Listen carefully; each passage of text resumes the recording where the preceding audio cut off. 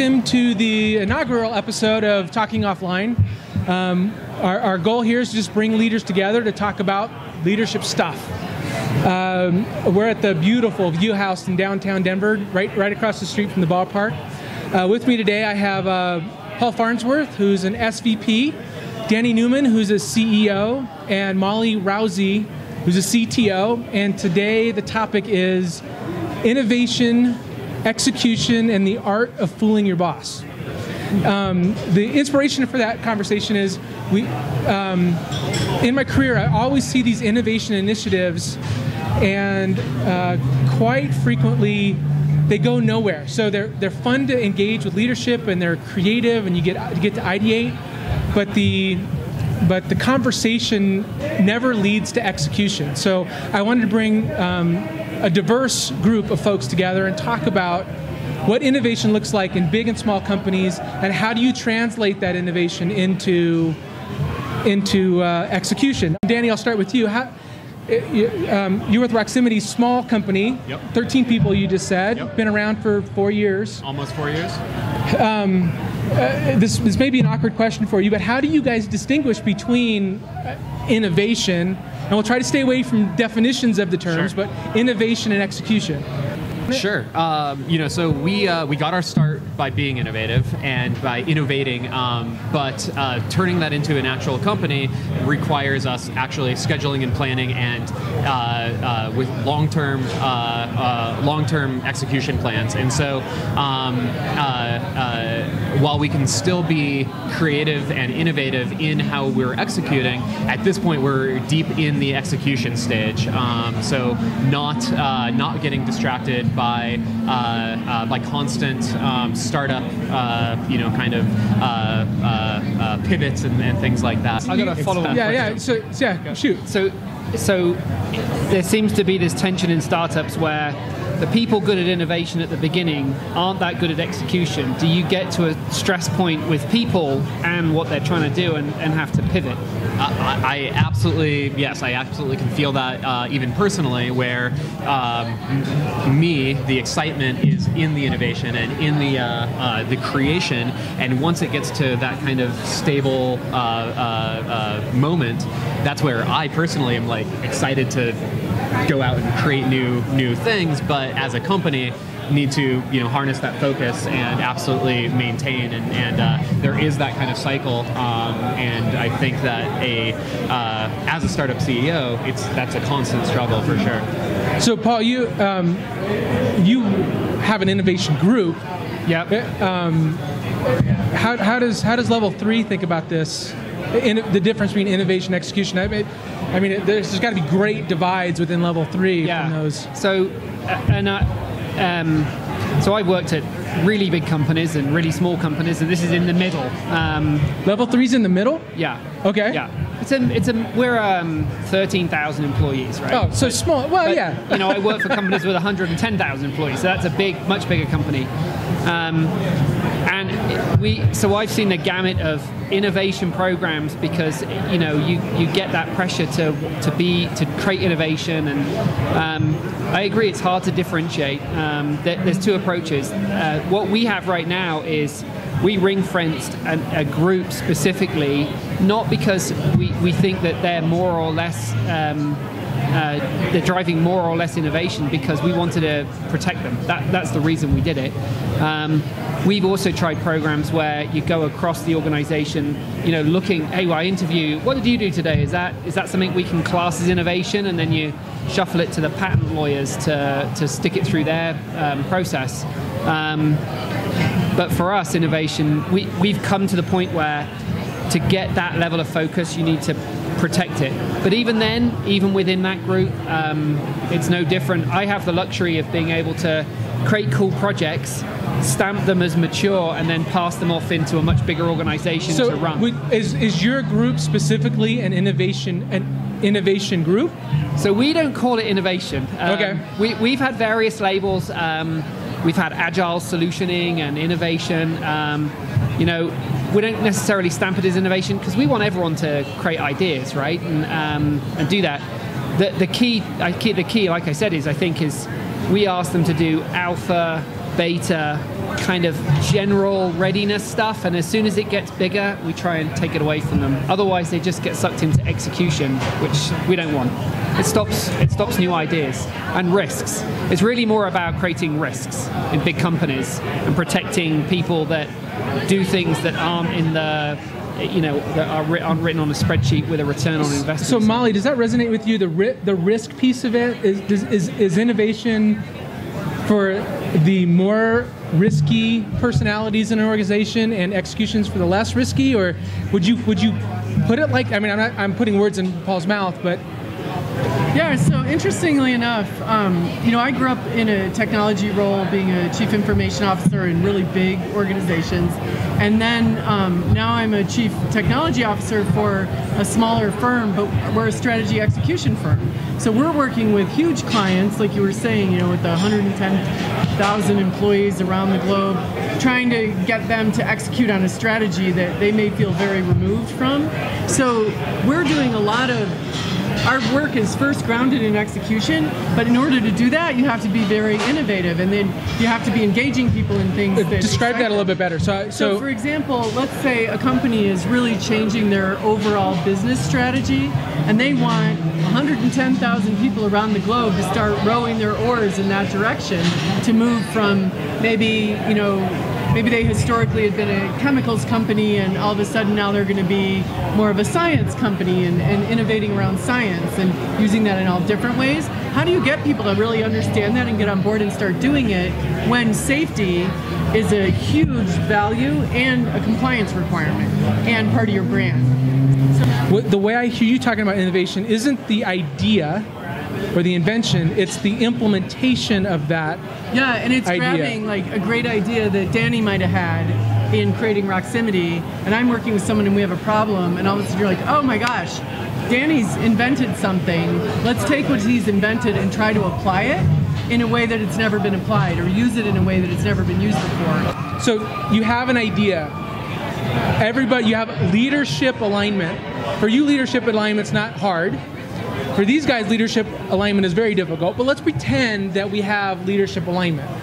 Give me the next 3 things the company should do to make sure that that actually happens. How do you turn that innovation into a systemic, executable process within an organization? I'd love to hear your thoughts on that, Paul. One thing I'd add on to that is understanding buy-in's great.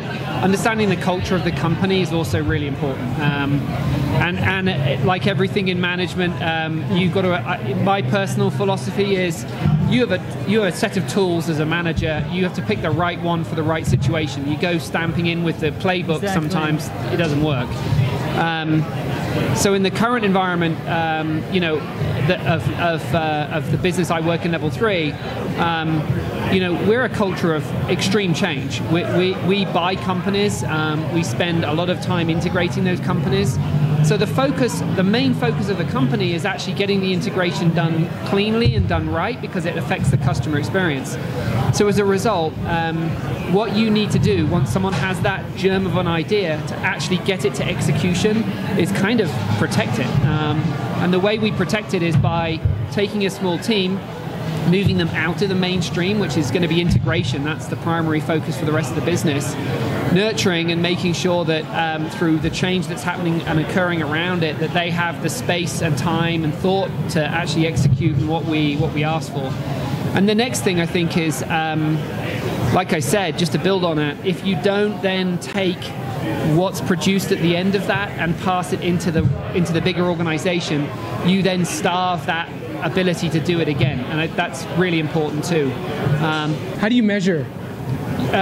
Classic measurements, like for example, it's very easy to stick a counter on the front and see, did people log into the tool, right? I mean, these are the things that I'm sure you look at all the time, right? What's the usage metrics of my application? We can easily look at that. And then the softer ones are, if you're not seeing a bigger demand in your backlog than you can accommodate to change. I'm talking a lot about software, because I deal with software. That it's not connecting with the end users. It's successful when part of the struggle to transfer that whatever you've built off into the organization comes with everyone being concerned about how will you keep the change, the pace, how will it affect what we're doing, and all the usual things that you struggle with. So Molly, do you have any from a large organization standpoint, do you have anything to add to that? It sounds kind of counterintuitive, but there is a value in having like accountability around innovation and execution, and having like, we have a process where someone's name is on that particular idea to see it all the way through. We do the same thing where we'll isolate it from kind of the vortex of meetings and regular business and things like that. And then also kind of saying, when we're pursuing an idea, what are we really trying to find out about this idea? Is this something we want to use internally as a consulting firm? Is this something we're looking at because we might be able to apply it to things our clients could use?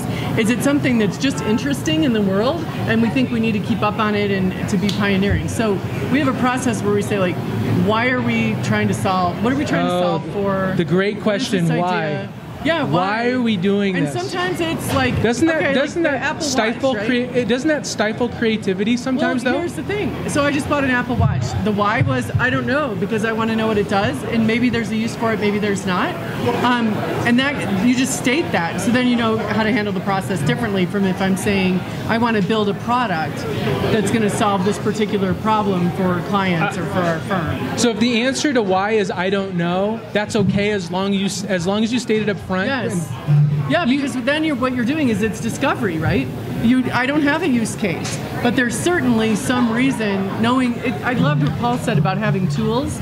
The idea is you want to have as many tools available to you as you can, because you might not need that today, but knowing about it, you learn more, and then you might need it later, or you might need something like that and then iterate on it and make it a little bit different. Yeah, I'm thinking about asking the same question to you, Danny, but truthfully, you have a very unfair advantage. You have a lot of obstacles as a startup. Yeah, absolutely, and it's also simpler because we are, we are solving for we have one mission at this point. We are a startup, and our one mission is you have one product. We have one product, and we are solving for one thing, and that is the core of why we started this company. What about Kelly paper? Like, how do you think about bathroom towels in a should they even say that word in Kelly paper? I think every company can innovate, right? In fact, every company probably needs to innovate. And I give you an example of why. I worked at a large CLEC before Level 3, and it was an interesting company because as you're still seeing, what the traditional revenue of that business was declining substantially. I mean, people just didn't want landlines anymore. And the most extreme example of that was the payphone business, which, you looked at the payphone business. At one point, you stuck a payphone somewhere, people put quarters in it and used it. It was great. I mean, they had to harden it so that you couldn't steal the thing at some point, and people couldn't get in there. But it turns out that an executive at a big company somewhere looks at something like the payphone business and goes, I don't want this anymore. I got to get rid of it. Now, where real innovation occurs in that kind of business, I mean, not saying that payphones and paper are similar, but now you've got a different set of problems, which is how do I make money on a business that's declining at the speed that it is? How do I simplify the operations? How do I manage this? And this is probably, you can check this on Google after, but my understanding is that where the payphone business is still has a foot is in prisons, and I'm sure there's been innovation providing payphones in prisons, and so it's everywhere. There's no business that you can't innovate. I mean, wagon wheels we still produce wagon wheels, right? So but are they innovating on wagon wheels? The product itself might remain static, but my guess is if you look behind, you'd see amazing innovation to create. Now, I'm not saying that's everywhere, but and it's not just innovation in how the wagon. Let's build on the wagon wheel thing. It's the shift of how you buy a wagon wheel. My guess is that there probably isn't a large number of wagon wheel producers anymore. But my guess also is that there's probably artisans now producing the world's best wagon wheels, and they're selling it on things like Etsy or using the internet to find a buyer and a seller that would never have connected before. The middleman's gone completely from that, but that's innovation, isn't it? Going back to the speed in which a company Roximity size can pivot innovation and attempting to follow various paths can absolutely destroy. It's a double-edged sword, right? Totally, yeah. I mean, if we go all in on something, that means the entire company is now all in on that. And if that was the wrong decision, it was extremely easy to jump in on that, extremely easy to pivot and start following that and trying to execute on that. But it can also lead us astray very quickly. So, but that's not a bad thing. I tell you why it's not a bad thing. It's because if you he says to the CEO that could go under. but seriously, if you think about one of the problems with creating a research and design group or a lab, whatever you want to call it, in a big company, is back to your point, which is you need objectives and some governance around that. It's really hard to stop things. If you've ever tried to look at a project that you have passion in, and to say it's done is actually harder than starting it. Now you have an advantage because at some point the money runs out and the market says you're done, right? I mean, and you have to go find something else to do. But in large companies, that resource that could be working on really good things gets absorbed because there's no governance around it to say you're done. That's I'd never seen that perspective. It's like creating a new government agency. Yeah. Creating it is easy. Killing it is impossible. You have politics around it, and you have.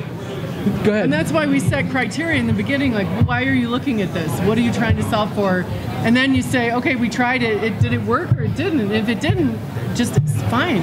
Stop and try something else. But you have to have some.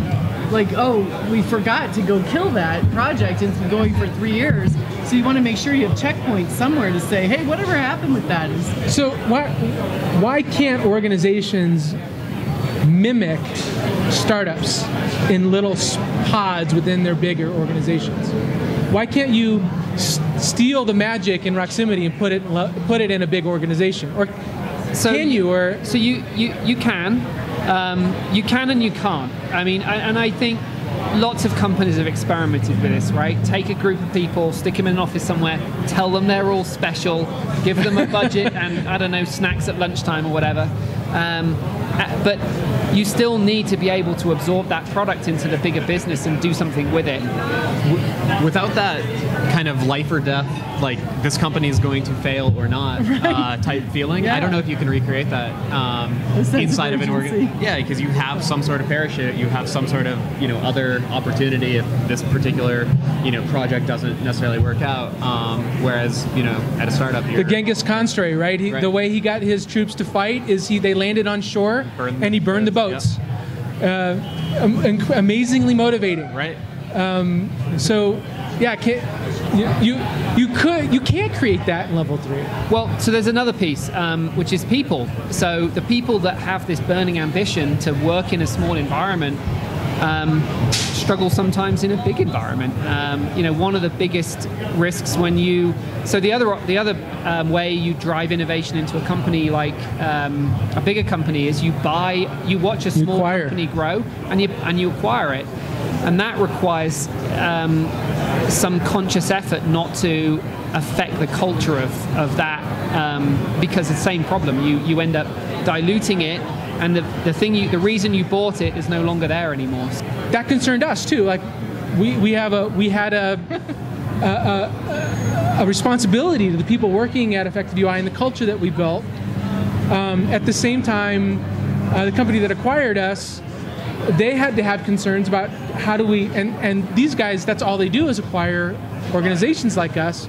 And that integration piece is extremely complicated. How much is too much, and how are we going to stifle the innovation of that organization? To me, innovation is really about learning, about being aware of what's happening in the world, really focusing on what's changing, and then adapting to those changes. And that might be at an organizational perspective, it might be very personal, it might be around a product, it might be around a process or a culture. And so when you think about innovation, Anthony, and you queued all this up, how does it differ from the whole idea of being a really learning culture and collaborative and working with each other, teaching each other things? One is hallucination.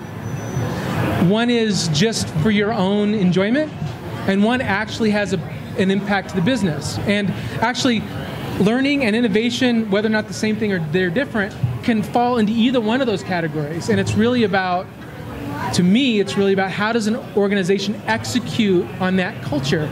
If you have a culture of learning and it doesn't have an impact ultimately to the bottom line,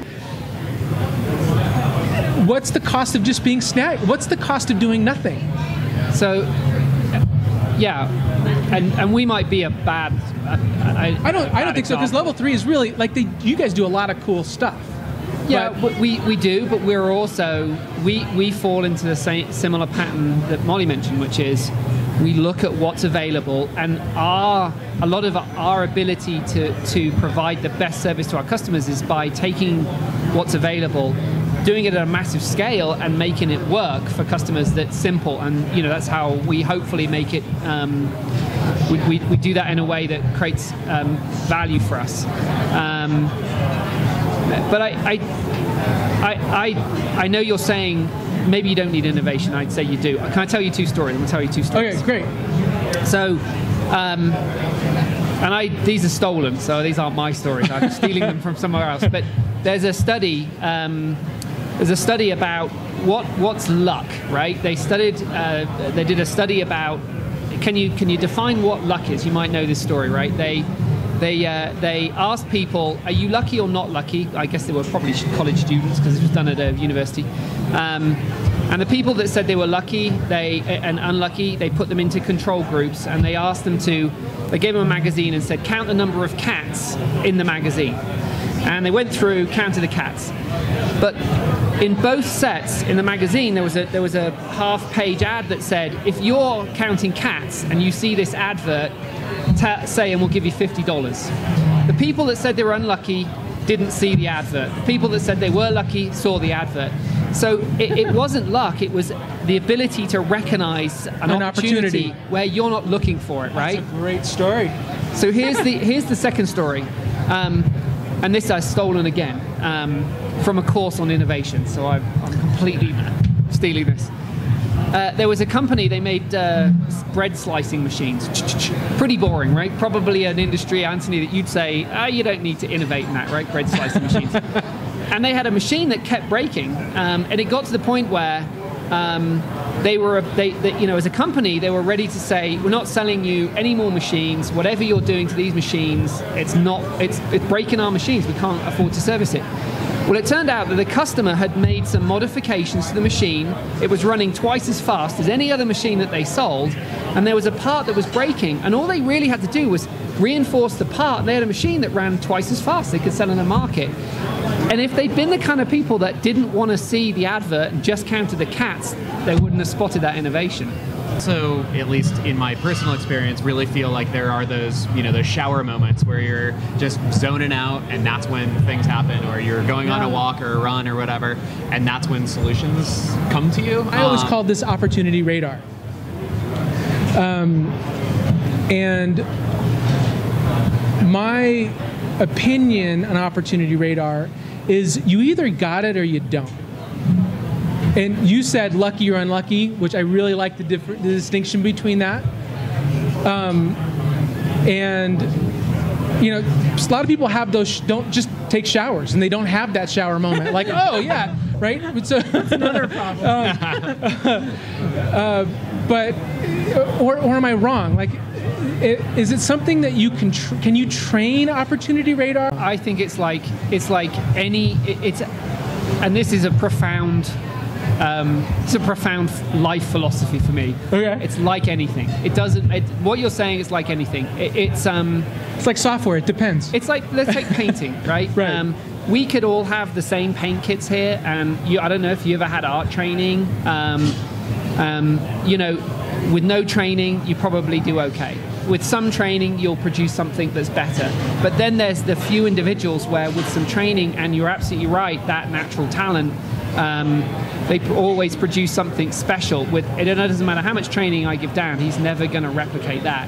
And I think it's no excuse to not do it, but there's definitely a gap between people that are naturally skilled at something and those that aren't. And it's not just this, it's not just idea generation, it's everything. From a personal perspective, again, I struggle turning it off. Like the opportunity radar is like it has always been with me, and it definitely is it's a shiny object distraction for sure. It's a problem. It's the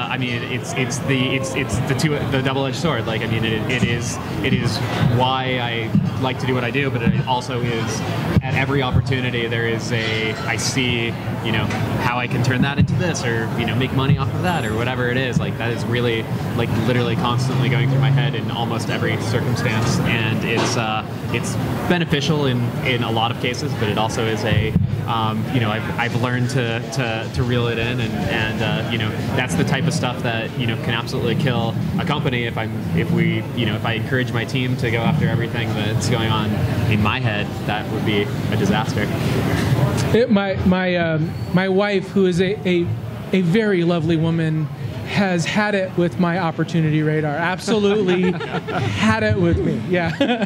You want to add anything to that? Not about my wife, but about the opportunity radar thing. Yeah, definitely not going there on your wife.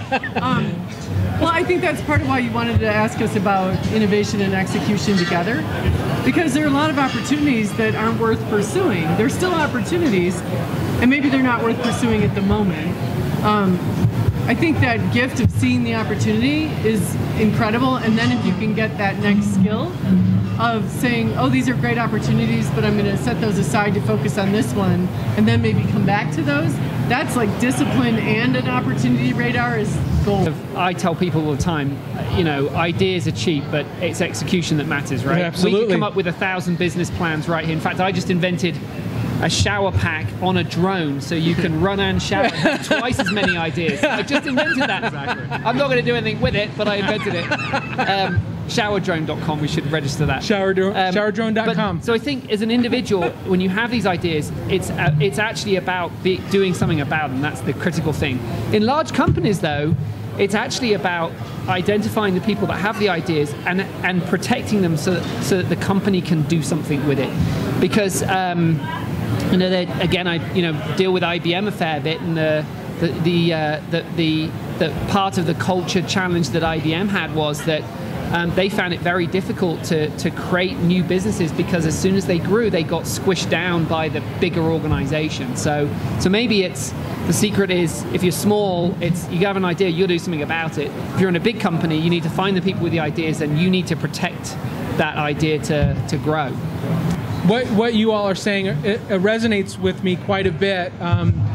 By far, some of the most innovative people that I've ever met and got to work with, they absolutely had an unquenchable thirst for knowledge.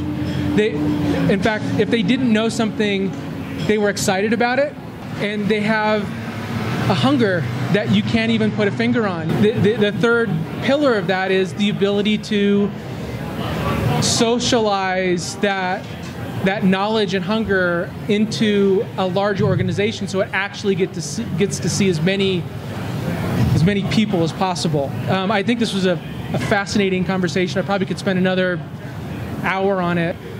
Paul, Danny, Molly, thank you so much for participating, and hopefully we get to do this again sometime. Yeah, thank you. Thank you. That's Talking Offline. I'm Anthony Franco. We're at the View House. We'll see you next time. Thank you.